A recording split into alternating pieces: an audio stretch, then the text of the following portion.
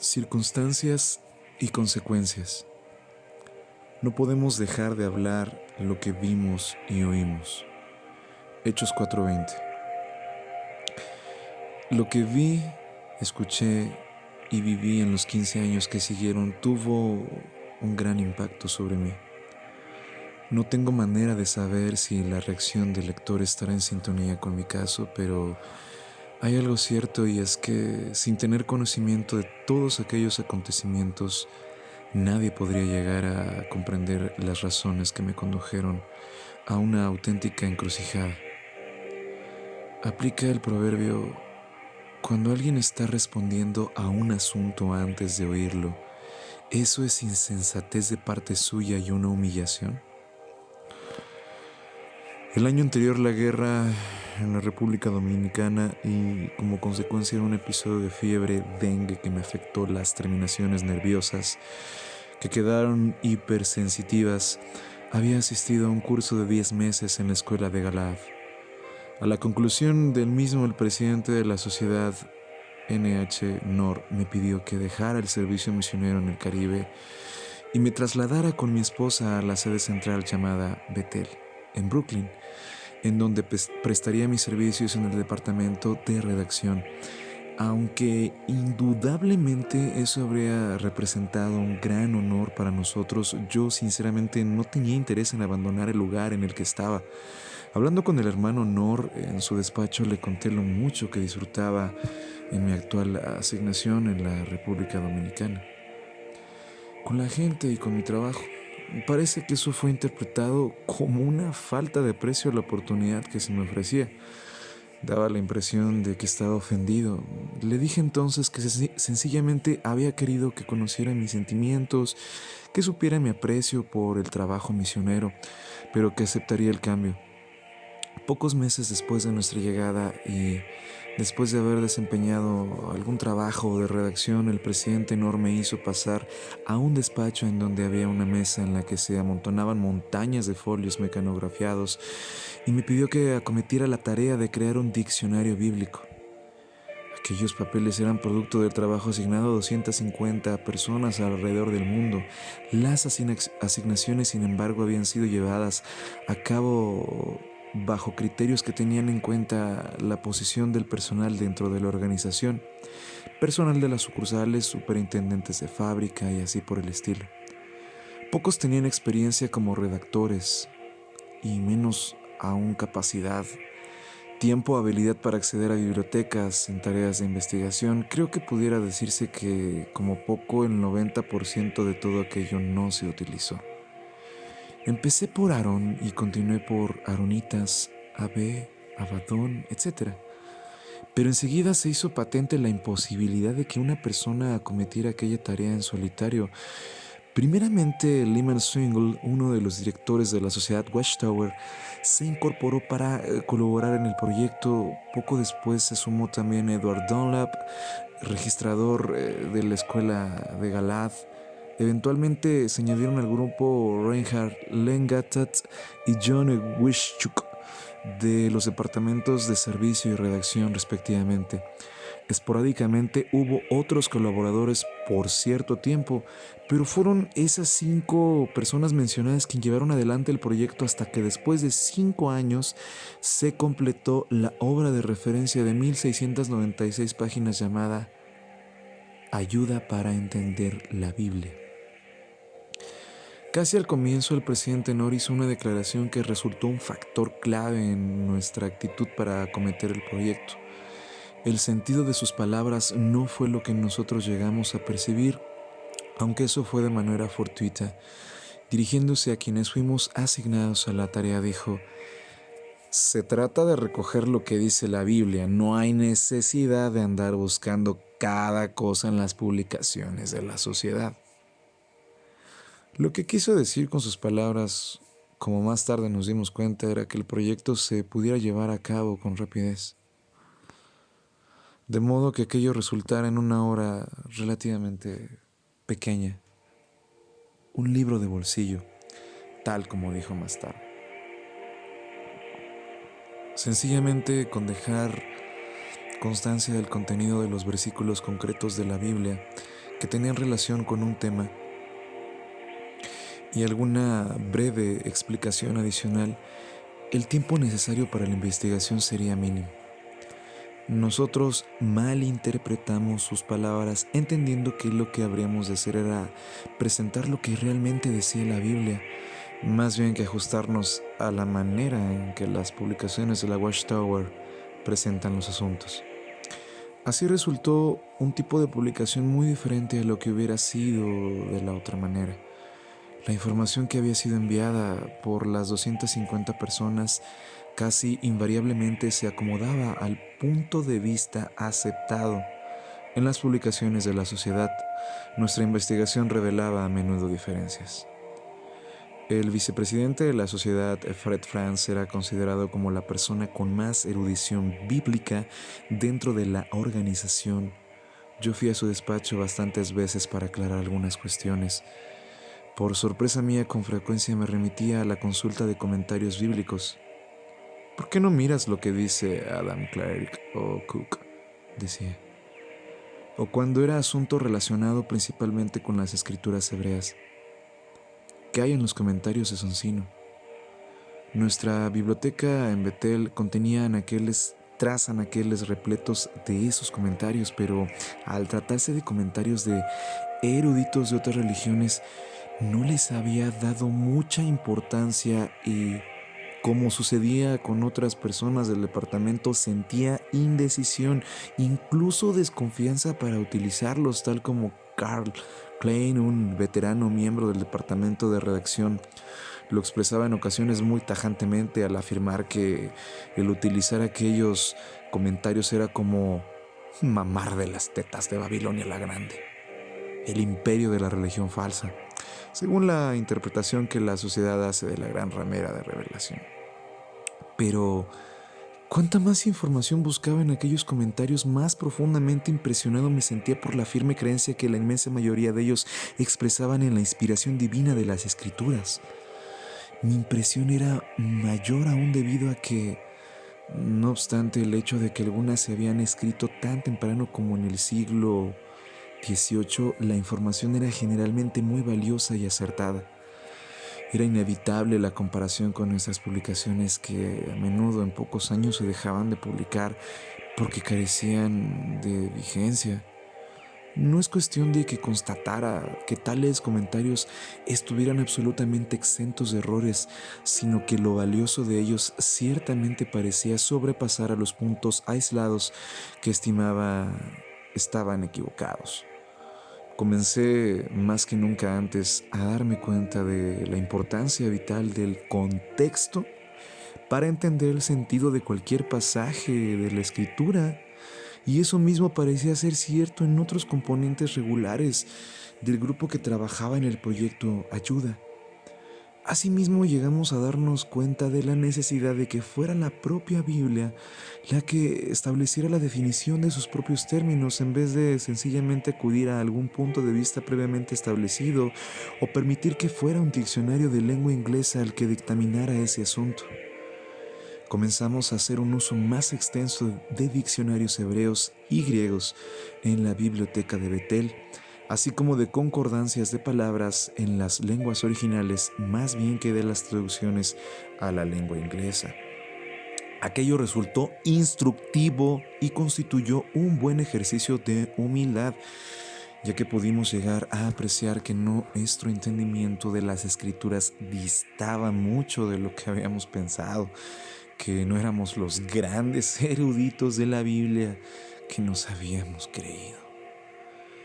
Personalmente había estado ocupado en una actividad tan rutinaria durante los anteriores 25 años que, a pesar de haber leído la Biblia varias veces, jamás había tenido la oportunidad de llevar a cabo una investigación tan seria y metódica de las Escrituras. De hecho, nunca había sentido gran necesidad de hacer eso, ya que otros lo estaban haciendo por mí. Los 2 cursos de la escuela de Galada a los que había asistido estaban tan rígidamente programados que dejaban poco espacio para la meditación, la investigación pausada y el análisis. Fue de gran ayuda disponer ahora tanto del tiempo como de los apoyos extra para el estudio de la Biblia, diccionarios, comentarios, concordancias en hebreo y griego, etc. Pero por encima de todo, el darse cuenta de la necesidad de acudir al contexto y dejar siempre que la propia Biblia estableciera la pauta, fue lo que marcó la gran diferencia. No se produjo un cambio repentino de opinión, pero a lo largo de un periodo de varios años se hizo posible una gradual profundización en el aprecio por la necesidad de que sea la palabra de Dios la que hable al mayor grado posible.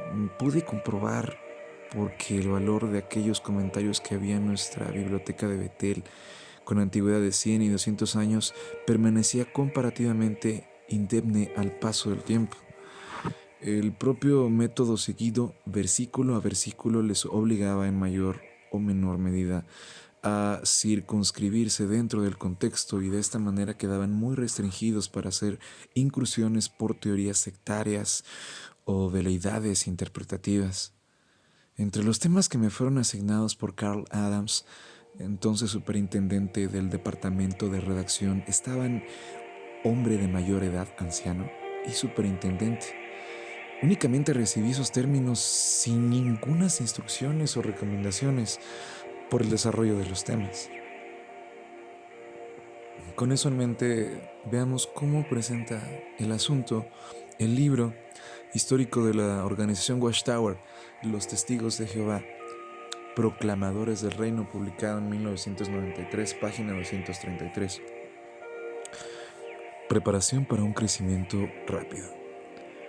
Cuando, bajo la supervisión del cuerpo gobernante, se investigaba para redactar la obra de consulta Ayuda para entender la Biblia, una vez más se examinó cómo estaba organizada la congregación cristiana del siglo I. Se estudiaron cuidadosamente términos bíblicos como anciano, superintendente y ministro.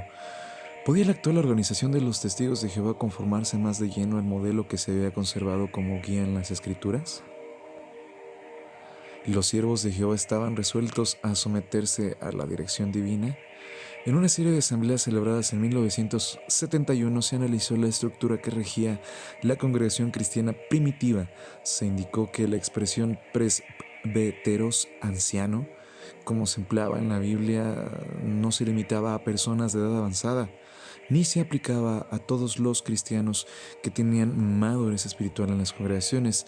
Se usaba especialmente en sentido oficial con relación a los superintendentes de la congregación. Estos recibían sus posiciones por nombramiento de armonía con los requisitos que llegaron a formar parte de las escrituras inspiradas. Si había suficientes hombres capacitados, la congregación tendría más de un anciano. Estos componían al grupo de ancianos, todos con el mismo puesto oficial, de modo que ninguno de ellos era el miembro más prominente ni más el influyente de la congregación. Se explicó que para ayudar a los ancianos también se nombraban siervos ministeriales, de acuerdo con los requisitos expresados por el apóstol Pablo. Pronto se aplicaron una serie de disposiciones para que la organización se ajustara mejor a ese modelo bíblico. El cuadro aquí descrito está marcadamente distorsionado a fin de crear una falsa impresión. Se habla de que la investigación llevada a cabo por la creación de Ayuda para entender la Biblia, como efectuada bajo la supervisión del cuerpo gobernante, y comunica la idea de una dirección compartida por un cuerpo de hombres motivados por un intenso interés en amoldarse a las escrituras. En realidad, el proyecto del libro Ayuda ni lo inició ni lo supervisó ningún cuerpo gobernante de entonces, sino que fue iniciativa personal del presidente de la sociedad Watchtower, Nathan Orr. Y aún así, cualquier intervención puntual por su parte fue algo muy esporádico y limitado, ya que todo se llevó a cabo bajo la dirección del superintendente del departamento de dirección, Carl Adams. Orr no confeccionó la lista de los temas a tratar en el libro y tampoco supervisó el reparto de los mismos para que fueran desarrollados. Todo eso lo llevó a cabo Carl Adams. Adams no era miembro del cuerpo gobernante ni formaba parte del llamado grupo de los ungidos. Entre quienes participaron personal y directamente en la investigación y en la redacción de los artículos para el libro Ayuda, Lyman Swingle, del cuadro de directores de la corporación, era único que podía considerarse miembro del cuerpo gobernante. Recibía sus asignaciones de Carl Adams y trabajaba bajo la supervisión de Carl Adams y presentado sus escritos a Carl para su edición y aprobación, igual que nos sucedía a todos los demás participantes en el proyecto. Ocasionalmente Nathan Knorr y Fred Franz leían algunos de los artículos ya finalizados, pero Knorr dejó al criterio de Carl Adams la selección de esos artículos que deberían ser leídos. Fueron notablemente pocos. Como ya dije, cuando me fueron asignados los términos hombre de mayor edad, anciano y superintendente, recibí tan solo dichas palabras nada más. Pero entonces no era miembro del cuerpo gobernante y el resultado de aquel trabajo de ninguna manera estuvo bajo la guía de miembro alguno del cuerpo gobernante, ni tan siquiera de Carl Adams. Mi tío Fred hizo alguna aportación, pero eso fue debido exclusivamente a iniciativa mía, y su actitud posterior denotaba prácticamente una desvinculación de la misma. Era bien patente que el resultado de mi investigación fue algo que él escogió por sorpresa, considerado incluso que no especialmente deseable, tanto por Nathan Knorr como por Fred Franz. La investigación revelaba que el arreglo relacionado con los ancianos y la dirección de la congregación en los tiempos bíblicos era muy diferente de la posición mantenida entonces por los testigos de Jehová, en donde prevalecía un sistema más o menos monárquico. Cada congregación estaba supervisada por una sola persona, un siervo de congregación o superintendente de congregación. El término superintendente se aplicaba únicamente a él, siendo las demás considerados como auxiliares suyos. El arreglo bíblico de los cuerpos de ancianos había sido fulminantemente eliminado por el juez Rutherford en 1932 debido a la falta de colaboración de algunos ancianos con los programas y la política de la sociedad. Su puesto de presidente dotó a Rutherford de la necesaria autoridad para tomar tal medida, siendo invitadas todas las congregaciones a votar la disolución del cuerpo de ancianos y poner en su lugar un director de servicio nombrado por la sociedad. No hubo cuerpos de ancianos en las congregaciones en los 40 años que surgieron.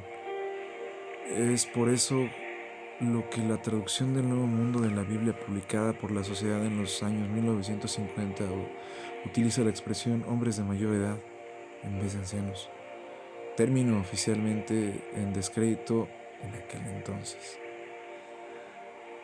Algo perturbado por lo hallado durante mi investigación, abordé a mi tío con la evidencia. Su respuesta me cogió por sorpresa. No intentes entender las escrituras condicionado por lo que ves actualmente en la organización, dijo, y añadió, mantén el libro Ayuda incontaminado. Siempre había considerado a la organización como el canal de Dios para dispensar la verdad, de modo que, como mínimo, su consejo resultaba inusitado. Cuando hice notar la evidencia de que la traducción de Nuevo Mundo de la Sociedad al traducir Hechos, capítulo 14, versículo 23, añadía las palabras para los puestos refiriéndose al nombramiento de los ancianos, y que eso cambiaba el significado del texto, dijo, ¿por qué no lo verificas en otras traducciones que puedan estar más libres de prejuicio? Salí de su despacho preguntándome si realmente había oído lo que acababa de escuchar. En tiempos posteriores hube de recordarle esas declaraciones en más de una ocasión en el transcurso de las sesiones del cuerpo gobernante. Ciertamente aquella conversación afectó profundamente mi consideración de las escrituras. Aprecié profundamente la adhesión a la verdad bíblica que entrañaban sus palabras. Eso hizo que su reacción para con el resultado final fuera más desconfortante y perturbadora. Una vez completados los temas hombres de mayor edad y superintendente, hice la presentación de los mismos. Por lo general, ni el presidente Nathan Knorr ni el vicepresidente Fred Franz habían leído los artículos, pero Carl Adams, como responsable del departamento de redacción, me dijo que después de leer la información fue el hermano Knorr y le dijo: creo que debería leer esto, hace cambiar muchas cosas. Volvamos ahora a lo que dicen los testigos de Jehová proclamadores del reino. El párrafo segundo del subtema Preparación para el crecimiento rápido es, en esencia, un resumen de los artículos que yo envié. Como lo muestra al compararlo con los artículos del libro Ayuda, la única excepción estaría en el énfasis que ese párrafo coloca el concepto de un estatus oficial para los ancianos. Obviamente no era de esperar que el redactor o redactores del libro hicieran mención de la persona que había escrito sus artículos para el libro Ayuda.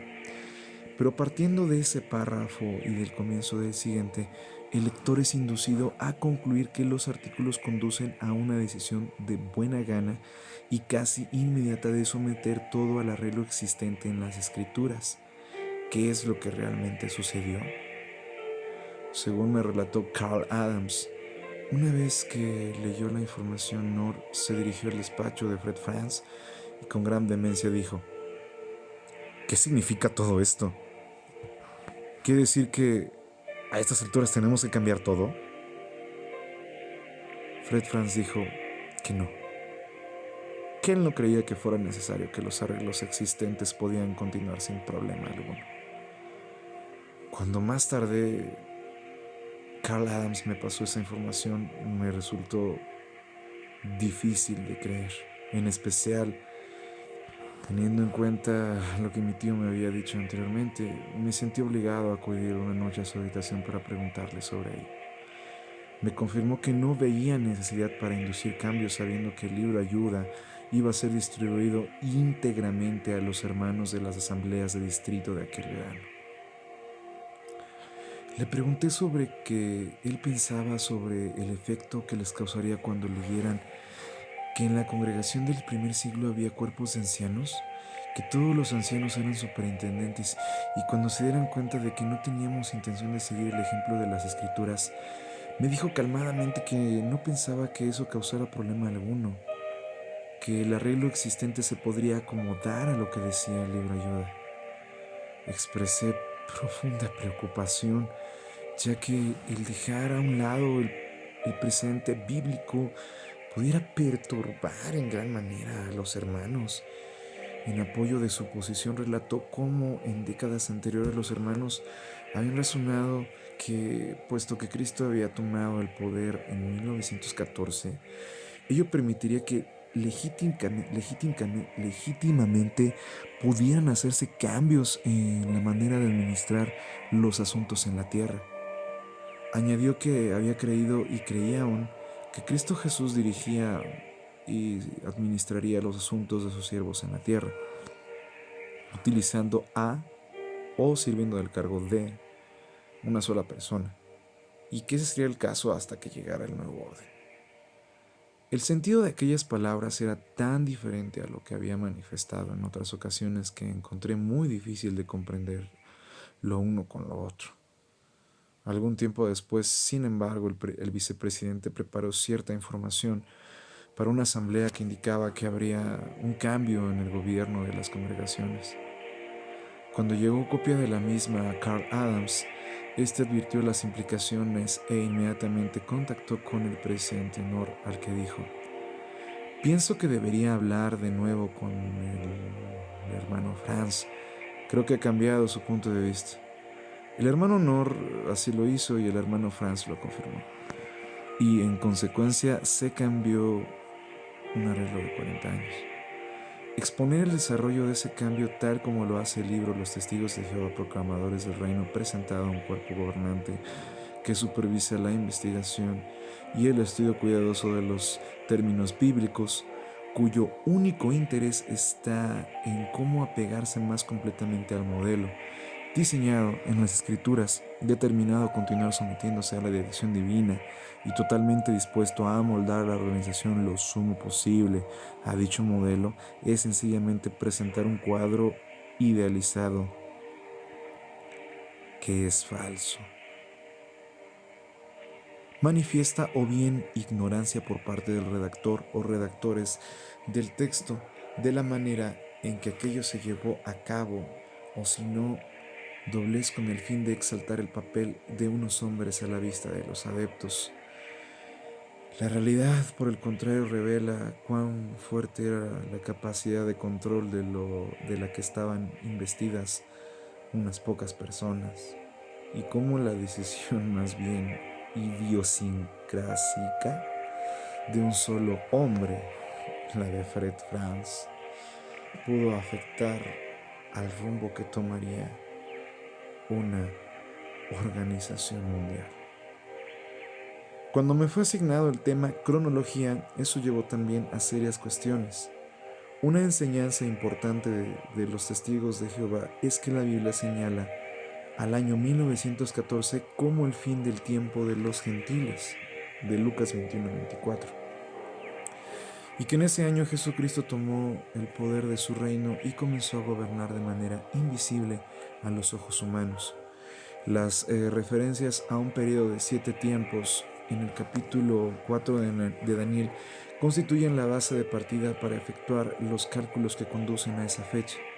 Haciendo uso de otros textos, esos 7 tiempos se convierten en un periodo de 2520 años, que se cuentan a partir del año 607 a.C. y concluyen en 1914 después de Cristo. Se fija la fecha de comienzo 607 a.C. como el año en que Jerusalén fue destruida a manos del conquistador babilonio Nabucodonosor.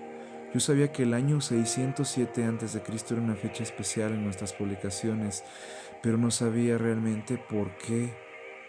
Se dedicaron 4 meses de investigación solo para este tema de cronología, que resultó ser el más extenso en el libro Ayuda. Gran parte de ese tiempo se dedicó a hacer indagaciones para encontrar alguna prueba, algún hecho histórico que apoyara la fecha 607 a.C. como algo fundamental para nuestros cálculos con respecto a 1914. Charles Plugger, miembro de la oficina principal, me servía de secretario en aquel tiempo e investigó las bibliotecas del área de la ciudad de Nueva York en busca de algo que pudiera dar apoyo histórico a esa fecha. No encontramos absolutamente nada que sustentara la fecha del 607 a.C. Todos los historiadores señalaban a una fecha 20 años posterior a esa.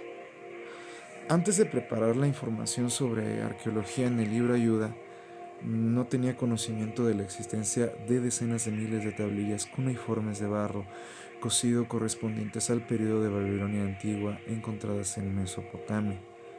En ninguna de ellas había indicación alguna de que el periodo del imperio neobabilónico, en aquel que tuvo lugar el reinado de Nabucodonosor, abarcara el tiempo suficiente para que encajara con nuestra fecha 607 a.C. para la destrucción de Jerusalén. Todo señalaba a un periodo de tiempo 20 años más corto de lo que se afirmaba en la cronología de nuestras publicaciones. A pesar de encontrar preocupante ese asunto, quería creer que nuestra cronología era la correcta, aun con toda la evidencia en sentido contrario. Algún fallo debía tener esa evidencia, de modo que al preparar la información para el libro Ayuda, gran parte del tiempo y del espacio se empleó en un intento por debilitar la credibilidad de la evidencia arqueológica e histórica que marcaba como errónea nuestra fecha de 607 a.C. y daba una fecha diferente para el comienzo de nuestro cálculo y, por tanto, también para la terminación una fecha diferente en 1914. Charles Plugger y yo viajamos a Brown University en Providence, Rhode Island, para entrevistar al profesor Abraham Sachs, especialista en textos cuneiformes antiguos, especialmente en los relacionados con la astronomía. Queríamos ver si era posible obtener alguna información que indicara alguna deficiencia o debilidad en los datos astronómicos contenidos en muchos textos que probaban que nuestra fecha del 607 a.C. era errónea. Al final era evidente que se hubiera necesitado de una congregación por parte de los antiguos copistas sin motivación concebible para hacer una cosa así, para alterar los hechos, a fin de que efectivamente nuestra fecha resultara ser la buena. De nuevo, como un buen abogado que se enfrenta a evidencia irrefutable, dirigí mis esfuerzos a desacreditar o debilitar la confianza en los testimonios de tiempos antiguos que mostraban dicha evidencia. La evidencia de los textos históricos relacionados con el imperio neobabilónico, los argumentos que presenté eran honestos, pero sé que la intención era la de dar apoyo a una fecha sin fundamento histórico. De modo que, a pesar de nuestro gran apego a ciertos principios, el libro Ayuda contenía muchos ejemplos que reflejaban los esfuerzos que hicimos por decantarnos hacia la lealtad a las enseñanzas de la sociedad. En muchos aspectos, lo que aprendimos de esa experiencia fue más beneficioso para nosotros mismos que para aquella publicación. Aún así, el libro Ayuda para entender la Biblia sirvió para que muchos testigos avivaran su interés por las Escrituras. Tal vez su moderación, su manera de abordar las cosas, el esfuerzo que la mayoría de los escritores hicieron para no caer en el dogmatismo, para reconocer que puede haber más de una manera de ver ciertos temas, para no ir más allá en alguna cuestión de lo que la evidencia permitía, todo eso pudiera haber reportado importantes beneficios, a pesar de que también ahí nos quedamos cortos en ocasiones, permitiendo que prevalecieran las ideas preconcebidas en vez de apegarnos todo lo que deberíamos a las propias escrituras. Reconozco que en mi caso eso fue así cuando preparé temas como los tiempos señalados de las naciones, el esclavo fiel y discreto y gran muchedumbre, utilizando argumentos en todos aquellos que vinieran en apoyo de las enseñanzas contenidas en las publicaciones de la Watchtower.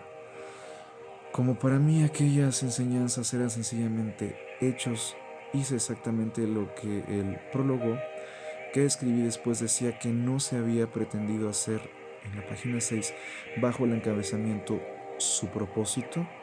Aparecen las palabras ayuda para entender la Biblia. No pretende ser un comentario doctrinal o una obra de interpretación. Asimismo que cualquier aplicación hecha sobre expresiones figuradas o simbólicas no lo ha sido con un propósito caprichoso o en conformidad con unas creencias. Pero así fue en la mayoría de los casos, y es que en ocasiones lo arraigado de nuestras creencias prevaleció sobre nuestros esfuerzos por mantener intacta esa norma. El año en el que se presentó completo el libro Ayuda fue invitado a formar parte del cuerpo gobernante de los Testigos de Jehová, que actualmente dirige la actividad de los Testigos de Jehová en unos 230 países en todo el mundo. Hasta entonces, dicho grupo había estado formado por 7 personas, que asimismo formaban el cuadro de directores de la corporación denominada Watchtower Bible and Tract Society, una corporación fundada en Pensilvania por Charles Taze Russell, su primer presidente. El 20 de octubre de 1971 fue nombrado, junto a otras 3 personas, como miembro del cuerpo gobernante, ahora ampliado. Fue quizá esta circunstancia más que ninguna otra la que me condujo a una situación en la que tuve que hacer frente a ciertas cuestiones con las que nunca había esperado tener necesidad de encararme. Muchos testigos de Jehová objetaron a una declaración aparecida en la revista Time, 22 de febrero de 1982, en la que aparecía mi nombre de manera prominente. Los redactores del artículo que hacían referencia a la organización de los testigos de Jehová como secreta.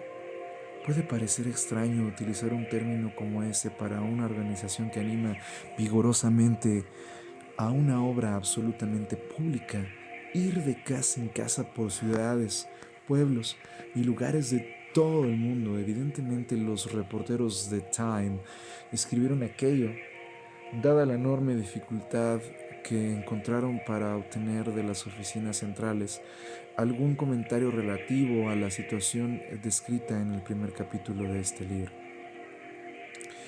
Pero lo cierto es que incluso entre los propios testigos de Jehová, pocos son los que tienen una idea clara de cómo funciona la sede central de la organización. Ignoran cómo se toman las decisiones que afectan a las enseñanzas doctrinales, cómo se llevan a cabo las deliberaciones dentro del cuerpo gobernante que dirige toda la actividad mundial y si las decisiones tomadas lo son por unanimidad o la manera de sustanciarlas cuando existen discrepancias. Todo ello se lleva en secreto, ya que en las reuniones del cuerpo gobernante se efectúan a puerta cerrada. Tan solo puedo recordar durante los 9 años en los que fui miembro del cuerpo gobernante, 2 o 3 ocasiones en las que se permitió la asistencia de otras personas a una sesión del cuerpo gobernante, y su presencia en dichas ocasiones se debió a la presentación de un informe encargado por el cuerpo gobernante, después de lo cual fueron invitados a salir, y el cuerpo gobernante llevó a cabo sus deliberaciones en privado. La importancia de aquellos informes no hacía que aquellas personas calificaran y participaran en deliberaciones. Además, a los testigos en su conjunto no se les da información específica sobre los ingresos de la sociedad, gastos y patrimonio o inversiones, aunque se les informa brevemente sobre ciertos gastos en el anuario. Así que muchos factores que en muchas organizaciones religiosas son de conocimiento general, en el caso de los testigos de Jehová llegan a ser así, si acaso, vagamente conocidos por la inmensa mayoría de ellos. Y aún así las decisiones adoptadas por el reducido grupo de personas que forman el cuerpo gobernante, que se supone alcanzarán a todos los testigos, pueden, así es con frecuencia, afectar íntimamente a sus vidas.